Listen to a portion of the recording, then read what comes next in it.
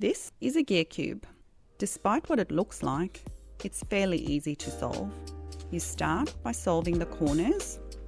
This is an intuitive process. After this, you swap edges.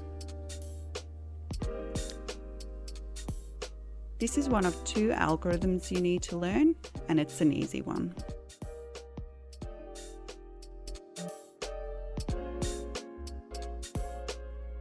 Once all the edges are in place, you rotate one side of the cube until the edges are orientated correctly. This will also put the puzzle back into its cubic shape.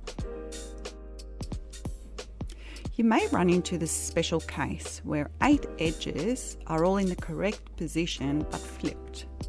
The solution is this: to do RU 3 times. This puzzle is quick to learn and fun to solve.